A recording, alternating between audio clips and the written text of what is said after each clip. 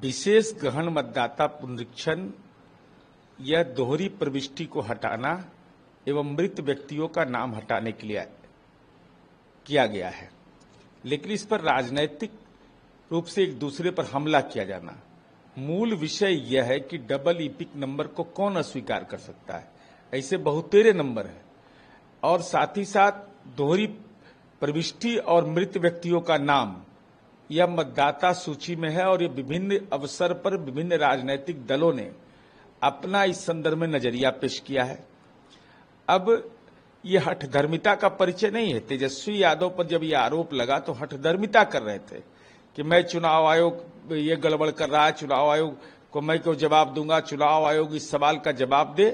अब ये माननीय उप मुख्यमंत्री का अधिकार क्षेत्र है। अब वो क्या इस संबंध में वो उनका मंतव्य है। उन्होंने फॉर्म भरने का जो प्रक्रिया होता है, क्या उन्होंने चुनाव आयोग का निर्देश कोई दिया या नहीं दिया, इसकी औपचारिक जानकारी मुझे नहीं है। लेकिन एनडीए संवैधानिक संस्था का सम्मान करता है, उसके दिशा निर्देश का अनुपालन करता है।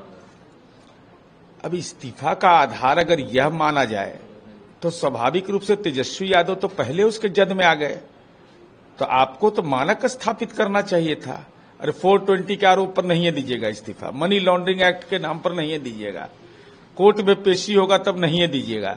तो डबल ईपिक नंबर पर इस्तीफा देकर के मिसाल कायम करते कि भाई हम एसआईआर के सवाल पर, और आपने यह भी कहा था कि हम वोट बहिष्कार का भी सोच सकते हैं, लेकिन अब तो उम्मीदवार खोजो यात्रा में लगे हुए हैं।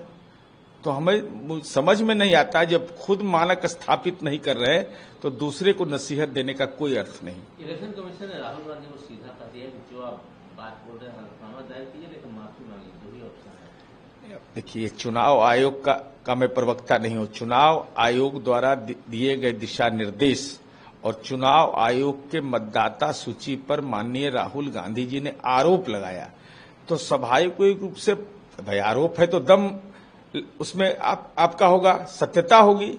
तो चुनाव आयोग अगर निर्देश दे रहा है कि हलफनामा दीजिए, तो हलफनामा आपको देना चाहिए, प्रमाण के साथ देना चाहिए, साक्ष्य के साथ देना चाहिए।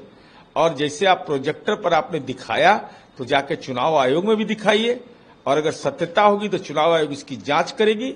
नहीं तो संवैधानिक संस्थाओं के प्रति राजनैतिक दृष्टिकोण अपनाना यह कहीं भी कांग्रेस पार्टी की परंपरा नहीं रही, लेकिन कांग्रेस नए परंपरा के दौर में है कि संवैधानिक संस्थाओं का भी अपमान करती है। कि मेरी सरकार आएगी तो वोट जो भी जिन्होंने किया उससे निपटेंगे, उनको लग रहा है कि मेरी सरकार आएगी। अब मेरी सरकार आएगी तो भूतो भविष्यति का सवाल है। सवाल आज है कि चुनाव आयोग पर आपने गलत मतदाता सूची पर चुनाव कराने का आरोप लगाया है, तो आज हलफनामा दायर करना है। ये 2029 में नहीं करना है, आज दायर करने में क्या परेशानी है। सच को आज किस बात का। हमको तो यार राहुल गांधी जी को हिम्मत करना चाहिए। लीडर ऑफ अपोजिशन अगर हिम्मत नहीं करेगा तो संसदीय लोकतंत्र के लिए तो ऐसे आरोप लगाने के बाद अगर हलफनामा नहीं दायर किया जाना, ये तो लोकतंत्र को शर्मसार करने वाली घटना है।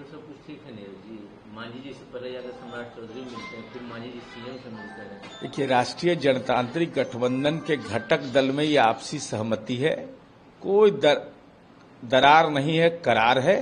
अब इस संबंध में मुझे कोई औपचारिक जानकारी नहीं है, लेकिन महत्वपूर्ण विषय है कि लक्ष्य तो तय है कि नीतीश कुमार जी के नेतृत्व में सरकार बनाना है।